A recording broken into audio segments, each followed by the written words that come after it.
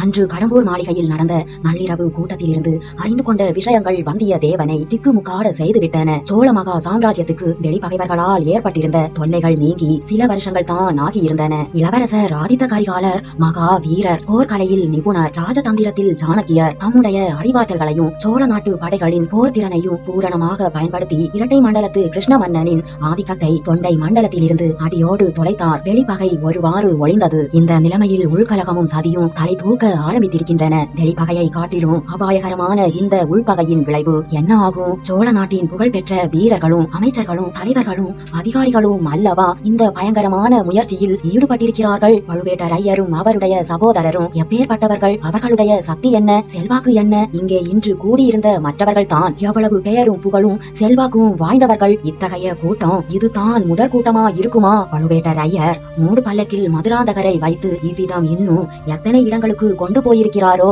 அடடா, முதிய வயதில் ஓர் இளம் பெண்ணை மணந்து கொண்டது இவருக்கு இந்த சதிகார முயற்சிக்கு எவ்வளவு சாதகமாக போய்விட்டது. சோழ சிம்மாசனத்துக்கு உரியவர் இளவரசர் ஆதித்த கரிகாலர் தான் என்பது பற்றி இன்று வரை வந்தியத்தேவனுடைய மனதில் எவ்வித சந்தேகமும் உதிக்கவில்லை. போட்டி ஒன்று ஏற்படக்கூடும் என்று அவன் கனவிலும் கருதவில்லை. கண்டராதித்தருடைய புதல்வர் மதுராந்தகரை பற்றி அவன் கேள்விப்பட்டதுண்டு. தந்தையை போலவே புதல்வரும் சிவபக்தி செல்வர் என்று அறிந்ததுண்டு. ஆனால் அவர் ராஜ்யத்துக்கு உரிமை உள்ளவர் என்றோ அதற்காக போட்டியிட கூடியவர் என்றோ கேள்விப்பட்டதில்லை. அந்த எண்ணமே அவனுடைய மனதில் அதுவரையில் தோன்றியதில்லை. ஆனால் நியாயங்கள் எப்படி? பட்டத்துக்கு உரியவர் உண்மையிலேயே யார்? ஆதித்த கரிகாலரா, மதுராந்தகரா? யோசிக்க யோசிக்க இரு தரப்பிலும் நியாயம் இருப்பதாகவே தோன்றுகிறது. போட்டி என்று உண்மையில் ஏற்பட்டால் இவர்களில் யார் வெற்றி பெறுவார்கள்? தன்னுடைய கடமை என்ன?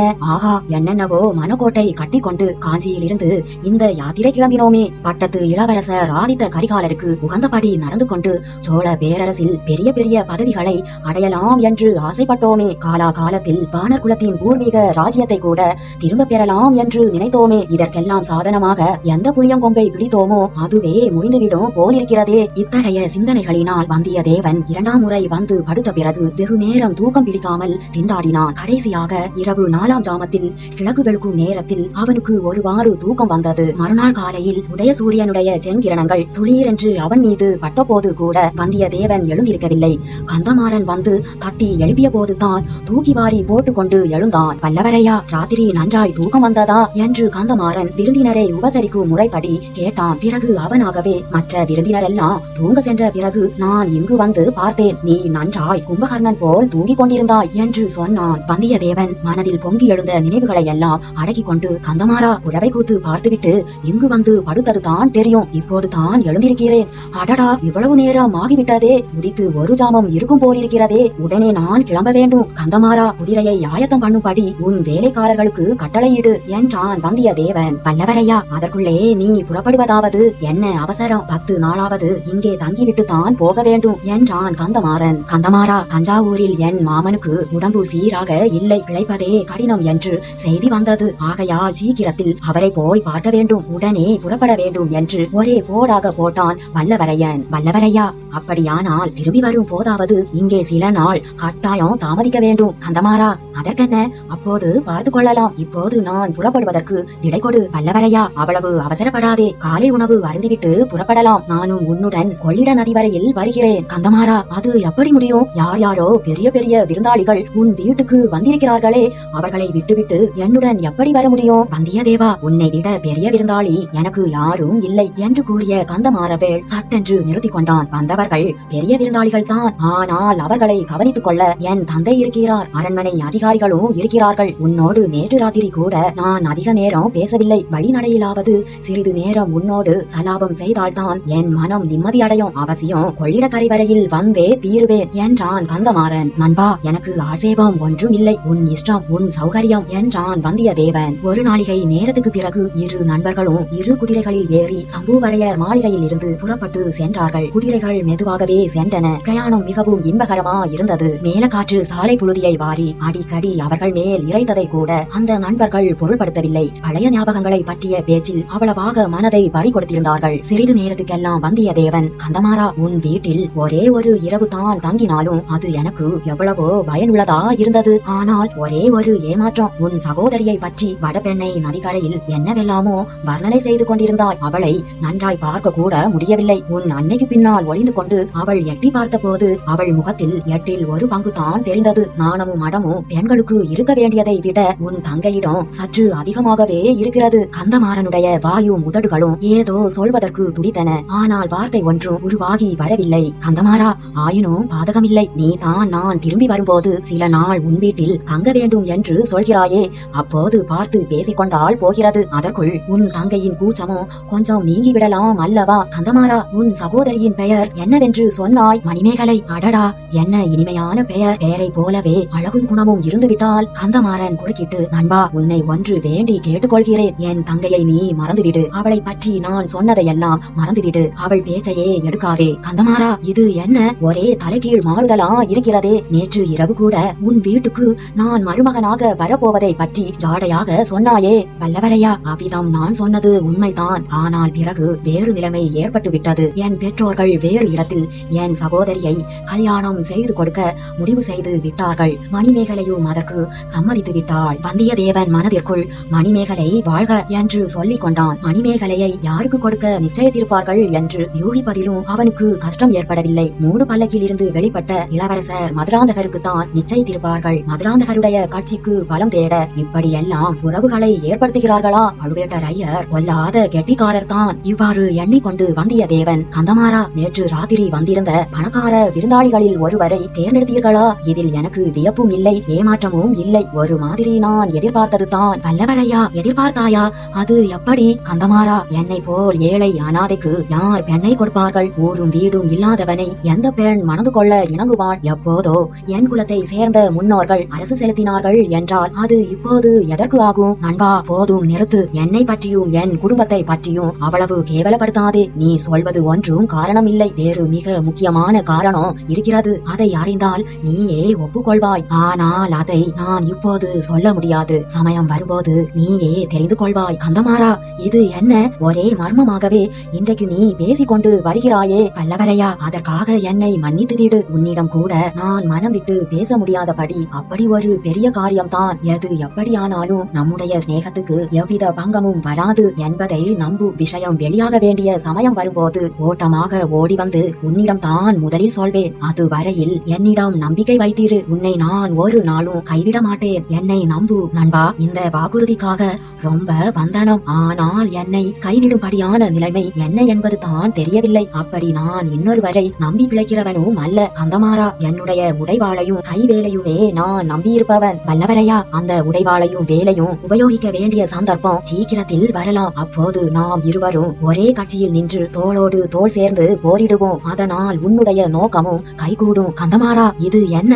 ஏதாவது யுத்தம் சீக்கிரம் வரும் என்று எதிர்பார்க்கிறாயா? அல்லது ஈழ நாட்டில் நடக்கும் யுத்தத்துக்கு போகும் உத்தேசம் உனக்கு உண்டா? வல்லவரையா, ஈழத்துக்கா? ஈழத்தில் நடக்கும் அழகான யுத்தத்தை பற்றி கேட்டால் நீ ஆச்சரியப்பட்டு போவாய். ஈழத்தில் உள்ள நம் வீரர்களுக்காக சோழ நாட்டிலிருந்து அரிசியும் மற்ற உணவுப் பொருட்களும் போக வேண்டுமா? வெட்கக்கேடு. நான் சொல்வது வேறு விஷயம். கொஞ்சம் பொறுமையா இரு. சமயம் வரும்போது சொல்கிறேன். தயவு செய்து இப்போது என் வாயை பிடுங்காதே. கந்தமாறா, சரி, உனக்கு விருப்பம் இல்லை என்றால் ஒன்றும் சொல்ல வேண்டாம். வாயை கூட திறக்க வேண்டாம். அதோ கொள்ளிடமும் தெரிகிறது என்றான் வந்தியத்தேவன். உண்மையில் சற்று தூரத்தில் கொள்ளிட பெருநதியின் வெள்ளம் தெரிந்தது. சில நிமிட நேரத்தில் நண்பர்கள் நதிக்கரையை அடைந்தார்கள். ஆடி புது வெள்ளம் அந்த மகா நதியில் கரை புரண்டு சென்றது. மறுகரை வெகு தூரத்தில் இருப்பதாக தோன்றியது. மறுகரையில் உள்ள மரங்கள் சிறிய செடிகளை போலிருந்தன. சக்க சிவந்த பெருநீர் வெள்ளம் சுழிகளும் சுழல்களுமாக வட்ட வடிவ கோலங்களை போட்டுக்கொண்டு கரையை உடைக்க முயற்சி செய்து கொண்டு கீழ்கடலை நோக்கி அடித்து மோதிக்கொண்டு விரைந்து சென்ற காட்சியை வந்தியத்தேவன் பார்த்து பிரமித்து நின்றான். தோணித்துறையில் ஓடம் ஒன்று நின்றது. ஓடம் தள்ளுவோர் இருவர் கையில் நீண்ட கோல்களுடன் ஆயத்தமா இருந்தார்கள். படகில் ஒரு மனிதர் ஏற்கனவே ஏறி இருந்தார். அவரை பார்த்தால் பெரிய சிவபக்த சிகாமணி என்று தோன்றியது. கரையில் வந்து கொண்டிருந்தவர்களை பார்த்து, சாமி, படகில் வரப்போகிறீர்களா என்று படகோட்டிகளில் ஒருவன் கேட்டான். ஆம், இவர் வரப்போகிறார். கொஞ்சம் படகை நிறுத்து என்றான் கந்தமாறன். இரு நண்பர்களும் குதிரை மீதிருந்து கீழே குதித்தார்கள். கந்தமாறா, யோசனை இல்லாமல் வந்து விட்டேனே. இந்த குதிரையை என்ன செய்வது? படகில் ஏற்ற நிறைவேற்ற முடியுமா என்று வந்தியத்தேவன் கேட்டான். வல்லவரையா, தேவையில்லை, நம்மை தொடர்ந்து இதோ 2 ஆட்கள் வந்திருக்கிறார்கள். ஒருவன் உன் குதிரையை இங்கிருந்து கடம்பூருக்கு இட்டு வருவான், இன்னொருவன் உன்னுடன் படகில் ஏறி வந்து அக்கறையில் உனக்கு வேறு குதிரை சம்பாதித்து கொடுப்பான் என்றான் கந்தமாறன். ஆஹா, எவ்வளவு முன்யோசனை! நீ அல்லவா உண்மை நண்பன் என்றான் வந்தியத்தேவன். வல்லவரையா, பாலாற்றையும் பெண்ணையாற்றையும் போலத்தான் கொள்ளிடத்தை பற்றியும் நீ நினைத்திருப்பாய். இதில் குதிரையை கொண்டு போக முடியாது என்று நீ எண்ணியிருக்க மாட்டாய். கந்தமாறா, ஆமாம், அவ்விதம் உங்கள் சோழ நாட்டு நதியை பற்றி அலட்சியமாய் நினைத்ததற்காக மன்னித்துவிடு. அப்பப்பா, இது என்ன ஆறு, என்ன வெள்ளம், சமுத்திரம் போலல்லவா பொங்கி வருகிறது. இவ்வாறு பேசிக்கொண்டு இரு நண்பர்களும் ஒருவரை ஒருவர் தழுவி கொண்டு விடை பெற்று கொண்டார்கள். வந்தியத்தேவன் நதிக்கரை ஓரமாக சென்று படகில் ஏறினான். அவனுடன் அந்த படகில் கந்தமாறனுடன் வந்த ஆட்களில் ஒருவனும் ஏறிக்கொண்டான். படகு புறப்படுவதற்கு சித்தமா இருந்தது. ஓடக்காரர்கள் கோல் போட ஆரம்பித்தார்கள். திடீரென்று கொஞ்ச தூரத்தில் இருந்து நிறுத்து, படகை நிறுத்து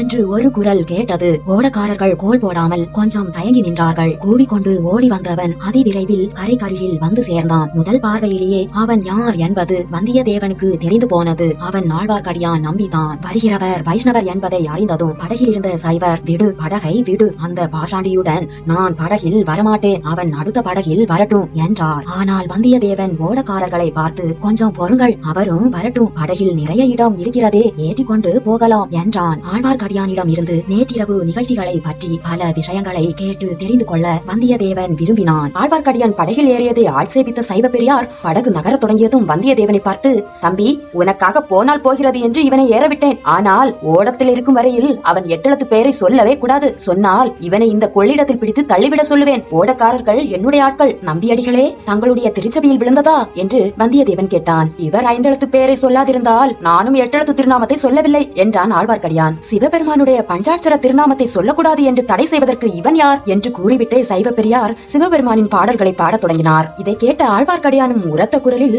ஆண்டாள் பாசுரங்களை பாடத் தொடங்கினான். சிவசிவா என்று சொல்லிவிட்டு சைவர் 2 காதிலும் கைவிரலை வைத்து அடைத்துக் கொண்டார். ஆழ்வார்க்கடியான் பாட்டை நிறுத்தியதும் சைவர் காதில் வைத்திருந்த விரல்களை எடுத்தார். ஆழ்வார்க்கடியான் வந்தியத்தேவனை பார்த்து, தம்பி, நீயே அந்த வீரசைவரை கொஞ்சம் கேள். இவர் திருமாலின் பெயரை கேட்பதற்கே இவ்வளவு கஷ்டப்படுகிறாரே. ஸ்ரீரங்கத்தில் பள்ளி கொண்டிருக்கும் பெருமாளின் பாத கமலங்களை அலம்பிவிட்டுத்தான் இந்த கொள்ளிட நதி கீழே வருகிறது. பெருமாளின் பாதம் பட்ட தீர்த்தம் புண்ணிய தீர்த்தம் என்று தானே சிவபெருமான் திருவானைக்காவலில் தண்ணீரிலேயே மூழ்கி தவம் செய்கிறார் என்று சொல்வதற்குள்ளே சைவ பெரியார் மிக வெகுண்டு ஆழ்வார்க்கடியான் மீது பாய்ந்தார். படகில் ஓரத்தில் 2 பேரும் கை கலக்கவே படகு கவிழ்ந்து விடும் போல் இருந்தது. ஓடக்காரர்களும் வந்தியத்தேவனும் குறுக்கிட்டு அவர்களை விலக்கினார்கள். பக்த சிரோமணிகளே, நீங்கள் இருவரும் இந்த கொள்ளிட வெள்ளத்திலேயே விழுந்து நேரே மோட்சத்துக்கு போக ஆசைப்படுவதாக தோன்றுகிறது. ஆனால் எனக்கு இன்னும் இந்த உலகத்தில் செய்ய வேண்டிய காரியங்கள் மிச்சம் இருக்கின்றன என்றான் வந்தியத்தேவன். ஓடக்காரர்களில் ஒருவன், கொள்ளிடத்தில் விழுந்தால் மோட்சத்துக்கு போவது நிச்சயமோ என்னமோ தெரியாது, ஆனால் முதலையின் வயிற்றுக்குள் நிச்சயமாக போகலாம், அதோ பாருங்கள் என்றான். அவன் சுட்டிக்காட்டிய இடத்தில் முதலை ஒன்று பயங்கரமாக வாயை திறந்து கொண்டு காணப்பட்டது. எனக்கு முதலையை பற்றி சிறிதும் அச்சமில்லை. கஜேந்திரனை ரட்சித்த நாராயணமூர்த்தி எங்கே போய்விட்டார் என்றான் ஆழ்வார்க்கடியான். எங்கே போய்விட்டாரா? பிருந்தாவனத்து கோபிகா ஸ்திரீகளின் சேலை தலைப்பில் ஒருவேளை ஒளிந்து கொண்டிருப்பார் என்றார் சைவர். உடனே ஆழ்வார்க்கடியான் குறுக்கிட்டு, பத்மாசுரனுக்கு வரம் கொடுத்துவிட்டு அலறி புடைத்துக் கொண்டு ஓடியது போல் சிவனுக்கு இன்னொரு சங்கடம் ஏற்பட்டிருக்கலாம். அந்த சங்கடத்திலிருந்து சிவனை காப்பாற்றுவதற்காக திருமால் போயிருக்கலாம். இதற்குள்ளே கொள்ளிடத்து மறுக்கரையும் வந்தது. ஓடம் அக்கறை சென்றதும் சைவ பெரியார் ஆழ்வார்க்கடியானை பார்த்து, நீ நாசமாய் போவாய் என்று கடைசி சாபம் கொடுத்துவிட்டு தம் வழியே போனார். வந்தியத்தேவனுடன் வந்த கடம்பூர் வீரன் பக்கத்தில் உள்ள திருப்பனந்தாளுக்கு சென்று குதிரை சம்பாதித்து வருவதாக சொல்லி போனான். ஆழ்வார்க்கடியானும் வந்தியத்தேவனும் ஆற்றங்கரையில் அரச மரத்தின் அடியில் உட்கார்ந்தார்கள். வந்தியத்தேவனும் நம்பியும் ஒருவருடைய வாயை ஒருவர் பிடுங்கி ஏதாவது விஷயத்தை தெரிந்து கொள்ள விரும்பினார்கள். முதலில் சிறிது நேரம் சுற்றி வளைத்து பேசினார்கள். ஏன் தம்பி, கடம்பூர் மாளிகைக்கு என்னை அழைத்து போகாமல் விட்டு விட்டு போனாய் அல்லவா? நான் போவதே பெரிய கஷ்டமாக போய்விட்டது நம்பிகளே. அப்படியா? பின் எப்படித்தான் போனாய்? ஒருவேளை போகவில்லையோ? போனேன். ஒரு காரியத்தை நினைத்து விட்டால் பின்வாங்கி விடுவேனோ? வாசற் காவலர்கள் தடுத்தார்கள். குதிரையை ஒரு தட்டு தட்டி உள்ளே விட்டேன். தடுத்தவர்கள் அத்தனை பேரும் உருண்டு தரையில் விழுந்தார்கள். பிறகு அவர்கள் எழுந்து வந்து என்னை சூழ்ந்து கொள்வதற்குள் என் நண்பன் கந்தன்மாறன் ஓடி வந்து என்னை அழைத்து போனான். அப்படித்தான் இருக்கும் என்று நானும் நினைத்தேன். மிக்க தைரியசாலினி. சரி, அப்புறம் என்ன நடந்தது? யார் யார் வந்திருந்தார்கள்? எத்தனையோ பிரமுகர்கள் வந்திருந்தார்கள். அவர்களுடைய பெயரையெல்லாம் எனக்கு தெரியாது. பழுவேட்டரையர் வந்திருந்தார். அவருடைய இளமனையாளும் வந்திருந்தாள். அப்பப்பா, அந்த பெண்ணின் அழகை என்னவென்று சொல்வது? நீ பார்த்தாயா என்ன? பார்க்காமலா? என் நண்பன் கந்தன்மாறன் என்னை அந்தப்புறத்துக்கு அழைத்து சென்றான். அங்கே பார்த்தேன். அவ்வளவு பெண்களிலும் பழுவேட்டரையரின் இளையராணி தான் பிரமாத அழகுடன் விளங்கினாள். அடே அப்பா, ஒரே அடியாக வர்ணிக்கிறாயே. பிறகு என்ன நடந்தது? குரவை கூத்து நடந்ததா? நடந்தது. மிகவும் நன்றாயிருந்தது. அப்போது உண்மை நினைத்துக் கொண்டேன். எனக்கு கொடுத்து வைத்தது அவ்வளவுதான். இன்னும் என்ன நடந்தது? வேல நாட்டம் நடந்தது. தேவராளனும் தேவராட்டியும் மேடைக்கு வந்து ஆவேசமாக ஆடினார்கள். சன்னதம் வந்ததா? ஏதாவது வாக்கு சொன்னார்களா? நினைத்த காரியம் கைகூடும், மழை பெய்யும் என்றெல்லாம் சன்னதக்காரர்கள் கந்தன்மாறன் சொன்னான். அவ்வளவுதானா? இன்னும் ஏதோ ராஜாங்க விஷயமாக சொன்னான். நான் அதை ஒன்றும் கவனிக்கவில்லை. அடடா, இவ்வளவுதானா கவனித்திருக்க வேண்டும்? தம்பி, நீ இளம் பிள்ளை, நல்ல வீர பராக்கிரம் உடையவனாய் தோன்றுகிறாய். ராஜாங்க விஷயங்களை பற்றி எங்கேயாவது யாராவது பேசினால் காதில் கேட்டு வைத்துக் கொள்ள வேண்டும். நீர் சொல்வது உண்மை. எனக்கு கூட இன்று காலையில் அப்படித்தான் தோன்றியது. காலையில் என்ன தோன்றியது? காலையில் கந்தமாறனும் நானும் பேசிக்கொண்டே கொள்ளிடக்கரை வரையில் வந்தோம். இரவு நான் படுத்து தூங்கிய பிறகு கடம்பூர் மாளிகைக்கு வந்திருந்த விருந்தாளிகள் கூட்டம் போட்டு ஏதேதோ ராஜாங்க விஷயமாக பேசினார்களாம். என்ன பேசினார்களாம் அது எனக்கு தெரியாது. கந்தன்மாறன் ஏடா கூடமாக சொன்னானே தவிர தெளிவாக சொல்லவில்லை. ஏதோ ஒரு காரியம் சீக்கிரம் நடக்க போகிறது, அப்போது சொல்கிறேன் என்றான். அவன் பேச்சே மர்மமா இருந்தது. சுவாமிகளே, உங்களுக்கு ஏதாவது தெரியுமா? எதை பற்றி? நாடு நகரம் எல்லாம் ஏதேதோ பேசிக் கொள்கிறார்களே. வானத்தில் வால் நட்சத்திரம் காணப்படுகிறது, ராஜாங்கத்துக்கு ஏதோ ஆபத்து இருக்கிறது, சோழ சிம்மாசனத்தில் மாறுதல் ஏற்படும், அப்படி இப்படி என்றெல்லாம் பேசிக் கொள்கிறார்கள். தொண்டை மண்டலம் வரையில் இந்த பேச்சு எட்டி இருக்கிறது. இன்னும் யார் யாரோ பெரிய கைகள் சேர்ந்து அடிக்கடி கூடி அடுத்த பட்டத்துக்கு யார் என்று யோசித்து வருகிறார்களாம். உங்களுக்கு என்ன தோன்றுகிறது? அடுத்த பட்டத்துக்கு யார் வரக்கூடும்? எனக்கு அதெல்லாம் தெரியாது தம்பி. ராஜாங்க காரியங்களுக்கும் எனக்கும் என்ன சம்பந்தம்? நான் வைஷ்ணவன், ஆழ்வார்களின் அடியார்க்கு அடியான். எனக்கு தெரிந்த பாசுரங்களை பாடிக்கொண்டு ஊர் ஊராய் திரிகிறவன். இவ்வாறு ஆழ்வார்க்கடியான் கூறி ஆண்டாள் பாசுரங்களில் ஒன்றை பாடத் தொடங்கினான். உடனே வந்தியத்தேவன் குறுக்கிட்டு, உமக்கு புண்ணியமாய் போகட்டும், நிறுத்தும் என்றான். அடடா, தெய்வ தமிழ் பாசுரத்தை நிறுத்த சொல்கிறாயே ஆழ்வார்க்கடியான் நம்பிகளே, எனக்கு ஒரு சந்தேகம் தோன்றுகிறது. அதை சொல்லட்டுமா? நன்றாய் சொல்லு. கைத்தடியை தூக்கி கொண்டு அடிக்க வர மாட்டீரே. உன்னையா? உன்னை அடிக்க என்னாலே முடியுமா? உம்முடைய வைஷ்ணவம் பாசுர பாடல் எல்லாம் வெறும் நடிப்பென்று சந்தேகிக்கிறேன். ஐயோ, இது என்ன பேச்சு? அபச்சாரம், அபச்சாரம். அபச்சாரமும் இல்லை, உபச்சாரமும் இல்லை. உம்முடைய பெண்ணாசையை மறைப்பதற்காக இந்த மாதிரி நடிக்கிறீர்கள். உம்மை போல் இன்னும் சிலரையும் நான் பார்த்திருக்கிறேன் தம்பி. பெண்பித்து பிடித்து அலைகிறவர்கள் சிலர் உண்டு. ஆனால் அவர்களோடு என்னை சேர்க்காதே. நீ அவ்விதம் சந்தேகிப்பது ரொம்ப தவறு. அப்படியானால் பல்லக்கில் வந்த பெண்ணிடம் ஓலை கொடுக்கும்படி என்னை ஏன் கேட்டீர்? அதிலும் இன்னொரு மனுஷன் மனம் புரிந்து கொண்ட பெண்ணிடம் மனதை செலுத்தலாமா? நீர் கடம்பூர் மாளிகைக்கு வர வேண்டும் என்று சொன்னதும் அவளை பார்ப்பதற்கு தானே? இல்லை என்று சொல்ல வேண்டாம். இல்லை என்று சொல்லவில்லை. ஆனால் அதற்கு நீ கூறிய காரணம் தவறு. வேறு தகுந்த காரணம் இருக்கிறது. அது பெரிய கதை. குதிரை இன்னும் வர காணோம். அந்த கதையைத்தான் சொல்லுங்களேன், கேட்கலாம். கதை என்றால் கற்பனை கதையல்ல, உண்மையாக நடந்த கதை. அதிசய வரலாறு. கேட்டால் திகைத்து போவாய். அவசியம் சொல்லத்தான் வேண்டுமா? இஷ்டம் இருந்தால் சொல்லுங்கள். ஆம், சொல்கிறேன். கொஞ்சம் எனக்கு அவசரமாய் போக வேண்டும். இருந்தாலும் சொல்லிவிட்டு போகிறேன். மறுபடியும் உன்னிடம் ஏதாவது உதவி கோரும்படி இருந்தாலும் இருக்கும். அப்போது தட்டாமல் செய்வாய் அல்லவா? நியாயம் இருந்தால் செய்வேன். உங்களுக்கு இஷ்டம் இல்லாவிட்டால் ஒன்றும் சொல்ல வேண்டாம். இல்லை இல்லை, உன்னிடம் கட்டாயம் சொல்லியே தீர வேண்டும். பழுவேட்டரையரின் இளம் மனைவி இருக்கிறாளே, நான் ஓலை கொண்டு போக சொன்னேனே, அவள் பெயர் நந்தினி. அவளுடைய கதையை கேட்டால் ஆச்சரியப்பட்டு போவாய். உலகில் இப்படியும் அக்கிரமம் உண்டா என்று பொங்குவாய். இந்த முன்னுரையுடன் ஆழ்வார்க்கடியான் நந்தினியை பற்றிய கதையை ஆரம்பித்தான். ஆழ்வார்க்கடியான் பாண்டிய நாட்டின் வைகை நதிக்கரையில் ஒரு கிராமத்தில் பிறந்தவன். அவனுடைய குடும்பத்தார் பரம பக்தர்களான வைஷ்ணவர்கள். அவனுடைய தந்தை ஒரு நாள் நதிக்கரையில் உள்ள நந்தவனத்துக்கு போனார். அங்கே ஒரு பெண் குழந்தை அனாதையாக கிடப்பதை கண்டார். குழந்தையை எடுத்துக்கொண்டு வீட்டுக்கு வந்தார். குழந்தை கலையாகவும் அழகாகவும் இருந்தபடியால் குடும்பத்தார் அன்புடன் போற்றி காப்பாற்றினார்கள். நந்தவனத்தில் அகப்பட்டபடியால் நந்தினி என்று குழந்தைக்கு பெயரிட்டார்கள். ஆழ்வார்க்கடியான் அப்பெண்ணை தன் தங்கை என்று கருதி பாராட்டி வந்தான். நந்தினிக்கு பிராயம் வளர்ந்தது போல் பெருமாளிடமும் பக்தியும் வளர்ந்து வந்தது. அவள் மற்றொரு ஆண்டாளாகி பக்தர்களை எல்லாம் ஆட்கொள்ளப் போகிறாள் என்று அக்கம் பக்கத்தில் உள்ளவர்கள் நம்பினார்கள். இந்த நம்பிக்கை ஆழ்வார்க்கடியானுக்கு அதிகமாய் இருந்தது. தந்தை இறந்த பிறகு அப்பெண்ணை வளர்க்கும் பொறுப்பை அவனே ஏற்றுக்கொண்டான். இருவரும் ஊர் ஊராக சென்று ஆழ்வார்களின் பாசுரங்களை பாடி வைஷ்ணவத்தை பரப்பி வந்தார்கள். நந்தினி துளசி மாலை அணிந்து பக்தி பரவசத்துடன் பாசுரம் பாடியதை கேட்டவர்கள் மதிமயங்கி போனார்கள். ஒரு சமயம் ஆழ்வார்க்கடியான் திருவேங்கடத்துக்கு யாத்திரை சென்றான். திரும்பி வர கால தாமதமாகி விட்டது. அப்போது நந்தினிக்கு ஒரு விபரீதம் நேர்ந்து விட்டது. பாண்டியர்களுக்கும் சோழர்களுக்கும் இறுதி பெரும் போர் மதுரைக்கு அருகில் நடந்தது. பாண்டியர் சேனை சர்வநாசம் அடைந்தது. வீரபாண்டியன் உடம்பெல்லாம் காயங்களுடன் போர்க்களத்தில் விழுந்திருந்தான். அவனுடைய அரண்மனை ஊழியர்கள் சிலர் அவனை கண்டுபிடித்து உயிர் தப்பிவிக்க முயன்றார்கள். இரவோடு இரவாக நந்தினியின் வீட்டில் கொண்டு வந்து சேர்த்தார்கள். பாண்டியனுடைய நிலைமையை கண்டு மனமிறங்கி நந்தினி அவனுக்கு பணிவிடை செய்தாள். ஆனால் சீக்கிரத்தில் சோழ வீரர்கள் அதை கண்டுபிடித்து விட்டார்கள். நந்தினியின் வீட்டை சூழ்ந்து கொண்டு வீரபாண்டியனை கொன்றார்கள். நந்தினியின் அழகை கண்டு மோகித்து பழுவேட்டரையர் அவளை சிறைபிடித்துக் கொண்டு போய்விட்டார். இது 3 வருஷத்துக்கு முன்னால் நடந்தது. பிறகு ஆழ்வார்க்கடியான் நந்தினியை பார்க்கவே முடியவில்லை. அன்று முதல் ஒரு தடவேனும் நந்தினியை தனியே சந்தித்து பேசவும் அவள் விரும்பினால் அவளை விடுதலை செய்து கொண்டு போகவும் ஆழ்வார்க்கடியான் முயன்று கொண்டிருக்கிறான். இதுவரையில் அம்முயற்சியில் வெற்றி பெறவில்லை. இந்த வரலாற்றை கேட்ட வந்தியத்தேவனுடைய உள்ளம் உருகிவிட்டது. கடம்பூர் மாளிகையின் பல்லக்கில் இருந்தது நந்தினி இல்லை என்றும் இளவரசன் மதுராந்தகன் என்றும் ஆழ்வார்க்கடியானிடம் சொல்லிவிடலாமா என்று ஒரு கணம் யோசித்தான். பிறகு ஏதோ ஒன்று மனதில் தடை செய்தது. ஒருவேளை இந்த கதை முழுவதும் ஆழ்வார்க்கடியானுடைய கற்பனையோ என்று தோன்றியது. ஆகையால் கடம்பூர் மாளிகையில் அறிந்து கொண்ட ரகசியத்தை சொல்லவில்லை. தம்பி, எனக்கு நீ உதவி செய்வாயா என்று ஆழ்வார்க்கடியான் கேட்டான். நான் என்ன உதவி செய்ய முடியும்? பழுவேட்டரையர் இந்த சோழ பேரரசையே ஆட்டுவிக்கும் ஆற்றலுடையவர். நானோ ஒரு செல்வாக்கும் இல்லாத தன்னந்தனியாள். என்னால் என்ன செய்ய முடியும் என்று வந்தியத்தேவன் ஜாக்கிரதையாகவே பேசினான். பிறகு, நம்பிகளே, ராஜாங்க காரியங்களை பற்றி உமக்கு ஒன்றுமே தெரியாதென்றா சொல்கிறீர்கள்? சுந்தர சோழ மகாராஜாவுக்கு ஏதாவது நேர்ந்து விட்டால் அடுத்த பட்டத்துக்கு உரியவர் யார் என்று உம்மால் சொல்ல முடியாதா? இப்படி கேட்டுவிட்டு அடியானுடைய முகபாவத்தில் ஏதாவது மாறுதல் ஏற்படுகிறதா என்று வந்தியத்தேவன் ஆவலுடன் பார்த்தான். எந்த மாறுதலும் ஏற்படவில்லை. அதெல்லாம் எனக்கு என்ன தெரியும் தம்பி, குழந்தை ஜோசியரை கேட்டால் ஒருவேளை சொல்வார் என்றான் நம்பி. ஓஹோ, குழந்தை ஜோதிடர் உண்மையிலேயே அவ்வளவு கெட்டிக்காரர் தானா? அசாத்திய கெட்டிக்காரர். ஜோதிடமும் பார்த்து சொல்வார், மனதை அறிந்தும் சொல்வார், உலக விவகாரங்களை அறிந்து அதற்கேற்பவும் மாறுடம் சொல்வார். படியானால் அவரை பார்த்து விட்டு போக வேண்டியதுதான் என்று வந்தியத்தேவன் மனதில் தீர்மானித்துக் கொண்டு குழந்தை ஜோதிடரின் வீட்டுக்கு புறப்பட்டான். அதே சமயத்தில் பழையாறை அரண்மனையிலிருந்து குழந்தை ஜோதிடரை பார்ப்பதற்காக குந்தவை பிராட்டியும் அரண்மனை தோழிகளும் படகில் சென்று கொண்டிருந்தார்கள்.